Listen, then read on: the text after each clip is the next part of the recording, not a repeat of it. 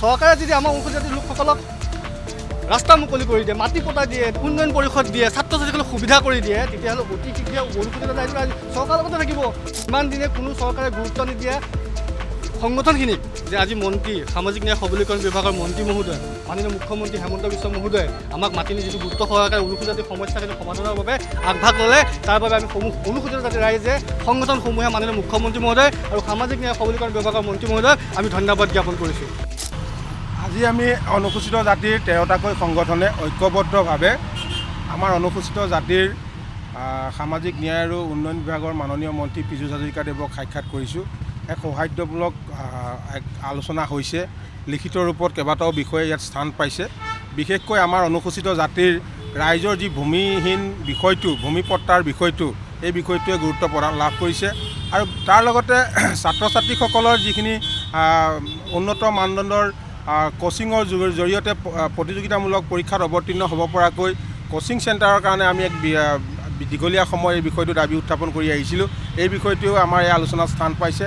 ইয়াৰ সমান্তৰালভাৱে আমাৰ অনুসূচিত জাতিৰ ছাত্ৰ ছাত্ৰীসকলে ছাত্ৰবৃত্তি আবেদনৰ কাৰণে অভিভাৱকৰ যি বাৰ্ষিক আয় 2 লাখ 2.5 লাখ টকাৰ পৰা এইটো বৃদ্ধি কৰি আমি 8 লাখ টকালৈ বৃদ্ধি কৰিবলৈ দাবী জনাইছোঁ। এই বিষয়টো স্থান পাইছে আৰু ইয়াৰ সমান্তৰালভাৱে আমাৰ দীৰ্ঘদিনীয়া এক দাবী আছিলে যে অনুসূচিত জাতিৰ ৰাইজৰ সৰ্বাংগীন উন্নয়ন আৰু প্ৰগতিৰ হকে অনুসূচিত জাতি উন্নয়ন পৰিষদখন আমি দাবী কৰি আহিছিলোঁ। এই বিষয়টোৱে বিশেষকৈ গুৰুত্ব লাভ কৰিছে। মন্ত্ৰী ডাঙৰীয়াই আমাক জানিবলৈ দিছে যে চলিত মাহৰ ভিতৰতে ৰাইজৰ কাৰণে এক সুবাৰ্তা লৈ আহিব বুলি আমাক জানিবলৈ দিছে। আমি মন্ত্ৰী মহোদয়ৰ প্ৰতি ধন্যবাদ আৰু কৃতজ্ঞতা প্ৰকাশ কৰিছোঁ। মুঠতে কেইটাকৈ দাবী আপোনালোকৰ আজি সম্পূৰ্ণ হৈছে বা কথা দিছে? আমি 9টাকৈ দাবী লৈ পেলাই আমি আগবাঢ়িছিলোঁ আৰু এটা দাবী আমাৰ লগতে সংযোজন হৈছে যে অনুসূচিত জাতি সমূহ সংগঠনৰ দাবী আছিলে, সেই দাবীৰ প্ৰতি সমৰ্থন জনাই আজি মাননীয় সামাজিক ন্যায় সবলীকৰণ বিভাগৰ মন্ত্ৰী পীযুষ হাজৰিকাদেৱে আমাক নিমন্ত্ৰণ জনালে। আমি অনুসূচিত জাতিৰ ঐক্য মঞ্চই আমি সকলোৱে তেওঁৰ লগত আজি বহি আমাৰ দাবীসমূহ আছিলে যে আমাৰ অনুসূচিত জাতিৰ লোকসকলৰ মাটি পতা নাছিলে বিভিন্ন সময়ত বা মিছন বসুন্ধৰাৰ জৰিয়তে মাটি পতা পোৱা নাই, যে স্পেচিয়েলি আমাক মানুহখিনিক মাটি পতাৰ দিয়াৰ ব্যৱস্থা কৰিব লাগে।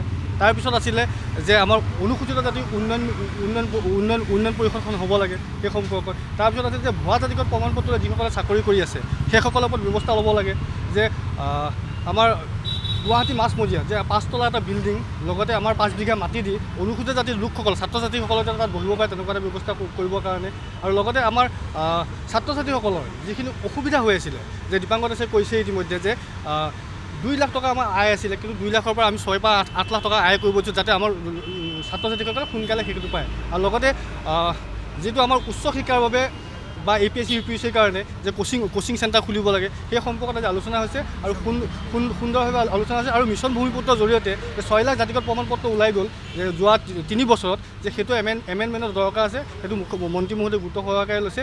এইখিনি কথা লৈ আজি আমি মাইনাছ কৰিলোঁ। আমি আজি বহুত আশাবাদী যে অতি শীঘ্ৰে যে মন্ত্ৰী মহোদয়ে এই বিধানসভাৰ বাজেটতে তেওঁ অনুসূচিত জাতি উন্নয়ন নিগম আৰু মাটি পতাৰ ক্ষেত্ৰত তেওঁলোকে বিহিত ব্যৱস্থা ল'ব বুলি আমাক আশ্বাস প্ৰদান কৰিছে। আমিও সুখী আৰু আজিৰ দিনটো অনুসূচিত জাতিৰ লোকৰ বাবে গৌৰৱৰ দিন, অনুসূচিত জাতি সংগঠনসমূহৰ কাৰণে গৌৰৱৰ দিন, যে ইমান দিনে কোনো চৰকাৰে গুৰুত্ব নিদিয়া সংগঠনখিনিক, যে আজি মন্ত্ৰী সামাজিক ন্যায় সবলীকৰণ বিভাগৰ মন্ত্ৰী মহোদয় মাননীয় মুখ্যমন্ত্ৰী হেমন্ত বিশ্ব মহোদয়ে আমাক মাতি নি যিটো গুৰুত্ব সহকাৰে অনুসূচিত জাতিৰ সমস্যাখিনি সমাধানৰ বাবে আগভাগ ল'লে, তাৰ বাবে আমি অনুসূচিত জাতিৰ ৰাইজে সংগঠনসমূহে মাননীয় মুখ্যমন্ত্ৰী মহোদয় আৰু সামাজিক ন্যায় সবলীকৰণ বিভাগৰ মন্ত্ৰী মহোদয়ক আমি ধন্যবাদ জ্ঞাপন কৰিছোঁ। ক'ৰবাত আন্দোলন হৈছে জানো? আমাৰ সংগঠন আন্দোলন কৰা নাই তেনেকুৱা। আৰু যদি কোনোবাই আন্দোলন কৰিছে, আমি দেখাততো আন্দোলন দেখিছে নেকি?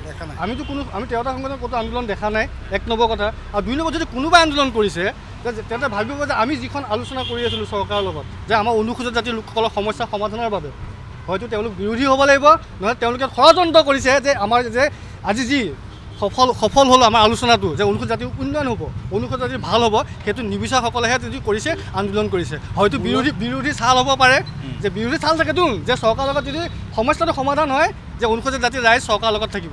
অৱশ্যে চৰকাৰে যদি আমাৰ অনুসূচিত জাতিৰ লোকসকলক ৰাস্তা মুকলি কৰি দিয়ে, মাটি পতা দিয়ে, উন্নয়ন পৰিষদ দিয়ে, ছাত্ৰ ছাত্ৰীসকলক সুবিধা কৰি দিয়ে, তেতিয়াহ'লে অতি শীঘ্ৰে অনুসূচিত জাতিৰ ৰাইজ চৰকাৰৰ লগতে থাকিব বিভিন্ন সময়ত। যে যিসকলে আন্দোলন কৰি আছে বুলি আপোনালোকে কৈছে, আমি দেখা নাই বাৰু, তেওঁলোককো আমি অনুৰোধ জনাম যে আহক আলোচনা কৰক, এই নিৰ্বাচনৰ পাকখনত আন্দোলন কৰিলে কিবা সুফল পাব নেকি? আন্দোলন কৰিব লাগে 1.5 বছৰ 2 বছৰ আগত কৰিব লাগিছিল, তেতিয়াহে চৰকাৰে মাতি আলোচনা কৰিলে হ'লে। আৰু যদি চৰকাৰে গম পাইছে বিৰোধী পাৰ্টি বা কিবা লৈ পেলাই যদি আন্দোলন কৰি আছে, সেইখিনি মানুহ কেনেকৈ গুৰুত্ব দিব? আমিতো বিৰোধীৰ লগত নাই, আমি চৰকাৰৰ লগতো নাছিলোঁ, আমি আছিলোঁ অনুসূচিত জাতিৰ ৰাইজৰ লগত আছিলোঁ। আৰু অনুসূচিত জাতি ৰাইজৰ পক্ষত থাকি আমি গতানুগতিকভাৱে আন্দোলন কৰি আছিলোঁ, দেলহিলৈকে আমি আন্দোলন কৰিছিলোঁ। তাৰপিছত মুখ্যমন্ত্ৰী মহোদয় সামাজিক ন্যায় সবলীকৰণ বিভাগৰ মন্ত্ৰীৰ নজৰত পৰি আমাক মাতি আনি আমি আজি সমস্যাখিনি সমাধান কৰিব বুলি মাইনুছ হ'ল, আৰু তাৰ বাবে আমি অত্যন্ত সুখী। আজি সমাধান হৈছে, আজি চৰকাৰ বুলি প্ৰতিশ্ৰুতি দিব আজি যে আমি চৰকাৰৰ লগত থাকিম বুলি প্ৰতিশ্ৰুতি নিদিওঁ।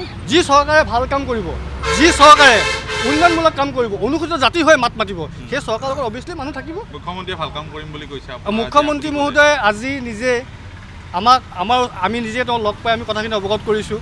অৱগত কৰাৰ পিছতে মুখ্যমন্ত্ৰী মহোদয়ে তেতিয়াই কৈছে যে অনুসূচিত জাতি উন্নয়ন পৰিষদখন দিম দেই, তই ভালকৈ পিছৰ লগত আলোচনা কৰি যাবি। সেইটো আমাৰ কাৰণে গৌৰৱখন। আমাক দেখি যেতিয়া মুখ্যমন্ত্ৰীয়ে সেই কথাটো কৈছে, অনুসূচিত জাতি সংগঠনখিনি এটা গৌৰৱখন যে এজন মুখ্যমন্ত্ৰীয়ে আমাক দেখি যেতিয়া কৈছে তোমাক আলোচনালৈ আহিছা যে অনুসূচিত উন্নয়ন পৰিষদখন দিম, পিছৰ লগত আলোচনাটো কৰি লওঁ ভালকৈ, তেতিয়া এইটো আমাৰ কাৰণে গৌৰৱখন হয় নহয়? যেতিয়া আমি পিছৰ লগত বহি আলোচনা কৰিলোঁ, তেতিয়া মাটি পতাৰ সমস্যাটো সমাধান হ'ব। যে অনুসূচিত জাতিৰ মানুহ, গাঁৱত থকা মানুহখিনি অশিক্ষিত, বহুতে নাজানে, শিক্ষিত হ'লেও এপটোত কেনেকৈ এপ্লাই কৰিব নাজানে। কিন্তু সেইটো যেতিয়া সুবিধা হ'ব, আমাৰ অনুসূচিত জাতিৰ মানুহখিনি মাটি পতা পাব, তেতিয়াতো উচ্ছেদৰ কথাটো আমাৰ নাহে। যদি আমাৰ অনুসূচিত জাতিৰ সংগঠনখিনি থকাৰ পিছতো আমাৰ মানুহখিনি উচ্ছেদ হ'ব লগা হয়, আমিতো অন্তৰে কান্দিব, গোটেই অসমৰ মানুহে আমাক হাঁহিব যে সেই সংগঠন কি কৰিছে। যে আমি আশ্বাস পালোঁ যে অনুসূচিত জাতিৰ ৰাইজ থকা জেগাত কোনো পথে উচ্ছেদ নহয়, আৰু সেইখিনি মানুহ মাটি পতা পাব। কথামতে যদি কাম হয় চৰকাৰৰ লগত থাকিব। কথামতে যদি কাম হয়, এখন চৰকাৰে যদি আমাক কাম কৰি থাকে, তে চৰকাৰৰ কামত থকা কি অসুবিধা আছে? আমাক উন্নয়ন লাগে। যে অনুসূচিত জাতি ভাৰত স্বাধীন হোৱাৰ পিছৰ পৰা পিছ পৰি আছে, বৰ্তমান উন্নয়নৰ বাট মুকলি হৈছে। উন্নয়নৰ বাট মুকলি হৈছে, আমি চৰকাৰৰ লগত থাকিম, নিশ্চয় থাকিম। যদি চৰকাৰে ভাল কাম কৰি থাকে, জাতিটোৰ হৈ কাম কৰি থাকে। আজি দেখিছোঁ বিভিন্ন জেগাত UPSC APSC শ ছিল এডমিশ্যন পাইছে। যদি পীযুষ হাজৰিকাৰ নেতৃত্বত প্ৰত্যেকবাৰে আমাৰ যদি 30 জনকৈ লোৱাই UPSC APSC পায়, তেতিয়া তাতকৈ আমাৰ গৌৰৱখন কিবা থাকিব পাৰে নেকি? যে যোৱাকালি পীযুষ হাজৰিকাৰ যি ৰিজাল্ট ওলাইছে, তাত 4 জন ল'ৰাই নগাঁও মৰিগাঁৱত যিটো চেণ্টাৰ আছিলে, 4 জন ল'ৰাই APSCত পালে। সেইটো আমাৰ অনুসূচিত জাতিৰ কাৰণে গৌৰৱখন হয় নহয়? যে বিনা পইচাত পঢ়ুৱাই 4 জন ল'ৰাক UPSC APSCত ছিট দিয়ালে, সেইটো আমাৰ গৌৰৱৰ কথা।